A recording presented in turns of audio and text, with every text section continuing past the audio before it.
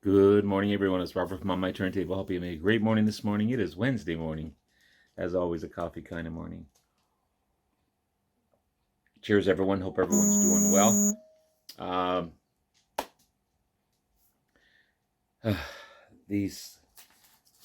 got to turn notifications off because every time I do a video, I get a dozen notifications. I'm sorry for that. That was Larry Graves, Canadian Stud Muffin. Stop doing that, Larry. You're messing my video up. Love you, Larry. So on my community page a couple of days ago, I did a survey on which album is better, and with some surprising results. So I chose In Rock, an amazing classic rock album. This is not the original. Obviously, this is a re-release of the iconic album. It's beautiful. I love it. 180 gram vinyl, and yeah, this one features Speed King on it as well. But yeah, I love this album as compared to Paranoid by Black Sabbath, another favorite of mine. And again, this is not the original. This is a re-release. Both are gatefolds. This is on the Warner Brothers label. Two classic albums. When I first started the survey, In Rock skyrocketed to the top. And then it kind of petered out. It kind of evened out as well.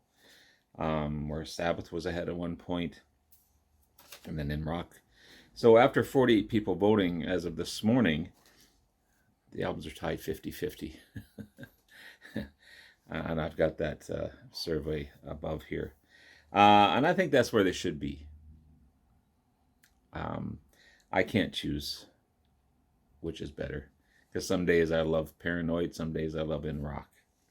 Two excellent albums, two of my favorites. I'd also have a hard time choosing which is better. I mean, thank you so much for everyone that voted on my community page. That's amazing. I love it. So let's compare the albums. So Deep Purple In Rock, 1970 release. Paranoid, Black Sabbath, 1970 release.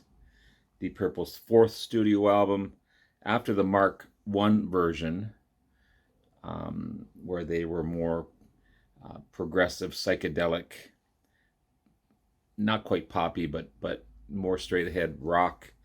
They had Nick Simper on bass guitar. They had Rod Evans on vocals, and awesome. I love that Mark I version as well, but it's not as heavy as the Mark II version.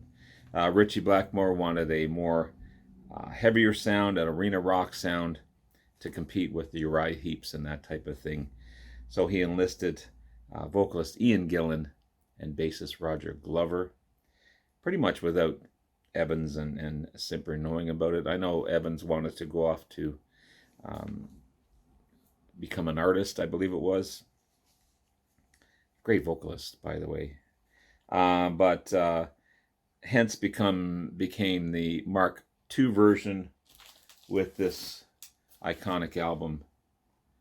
And it introduced us to an amazing singer in Ian Gillan, and also an amazing bass player in Roger Glover, who turned to be a producer as well. Pretty influential musician.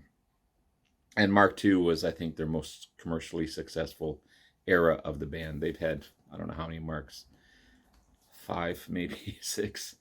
Deep Purple, again, one of my favorite bands. Black Sabbath, again, one of my favorite bands. Paranoid, their second album, 1970 release, as I said. Probably their most commercially successful album. And it's also regarded as one of the most influential early heavy metal albums. Rolling Stones listed it at number 1 on the top 100 metal albums of all time, and 139th in the top 500 greatest albums of all time. So no slouch of an album on both parts. So you've got In Rock with 7 tracks. You've got Paranoid with 8 tracks. You've got Ian Gillan on lead vocals versus Ozzy Osbourne on lead vocals. 2 amazing vocalists, in my opinion. Richie Blackmore on guitars, Tony Iommi on guitars. Again, 2 iconic guitarists. 2 iconic drummers in Ian Pace and Bill Ward. Bill Ward may be a bit heavier, but Ian Pace definitely has the chops to play. Then you got the rhythm track, the rhythm section. Mr. Roger Glover on bass, and Geezer Butler on bass as well for Paranoid and Black Sabbath. The only slight advantage that Purple has is they had an amazing keyboardist in John Lord, which Black Sabbath doesn't have, giving them that Uriah Heep sound, that heavy organ sound that most bands of that type had in the 70s. The tracks, right off the bat, you've got In Rock, Speed King at 5 minutes and 54 seconds, blistering in your face track for sure. Compared to Paranoid at 7 minutes and 57 seconds, War Pigs, Luke's Wall, having the opening track. So many time signatures in that one, and great vocals by Ozzy for sure, as well as Gillan on Speed King. Both vocalists are amazing on this album. Track 2 on In Rock is Bloodsucker, grooving track. Love the riffs, screaming vocals, showing the range of Gillan's vocals. On Paranoid, you had the title track Paranoid, a straight ahead rock and roll song at 2 minutes and 48 seconds.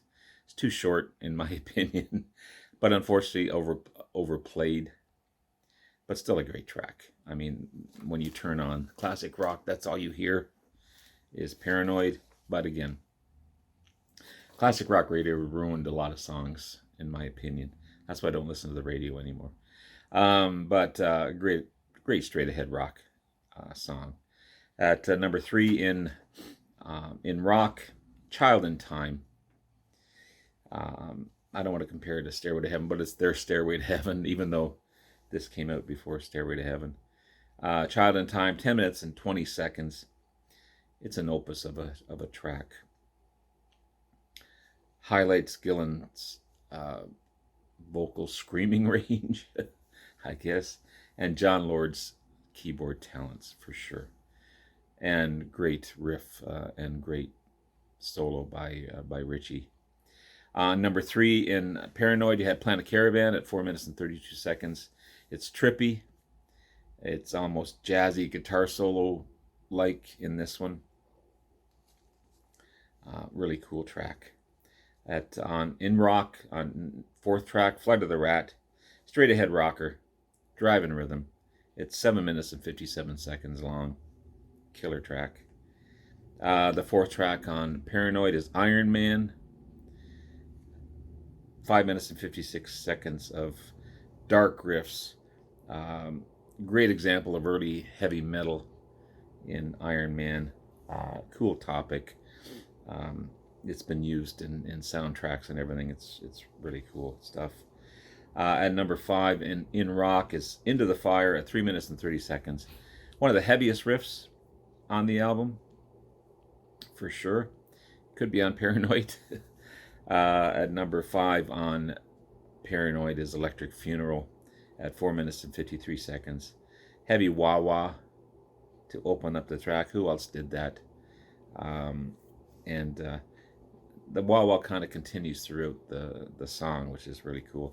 I love Ozzy's singing as the song. He kind of mimics the song as it goes through. It's really top-notch track. At number 6, Living Wreck, 4 minutes and 34 seconds. Another heavy track, highlighting Ian Pace's drums and Gillan's vocals. Ian Pace is an amazing drummer. Just really, really cool drummer. Really, really good. On number 6 on Paranoid, you've got Hand of Doom at 7 minutes and 8 seconds. Love the opening bass track. Another cool, heavy track. I love how the track builds as well. At number 7 on In Rock is Hard Lovin' Man at 7 minutes and 11 seconds to finish off the album. Great Blackmore riffs and Lord Keys to combine the two together. Again, almost Sabbath-like. These guys were heavy, for sure. On number 7 is Rat Salad, which is an instrumental on Paranoid at 2 minutes and 30 seconds. Straight ahead rock track, highlighting Bill Ward on drums and Tony on guitar. And then the album ends with Fairies Wear Boots at 6 minutes and 15 seconds, track number 8. I love the way that album ends with this track. It's almost a hard-edged blues track. Lots of grooves on this one. And again, amazing solos on this track. Cool topic as well. So I think these albums deserve to be tied, in my opinion, because I could go number 1 with this one day, and I could go number 1 with this one on any other given day. But right now,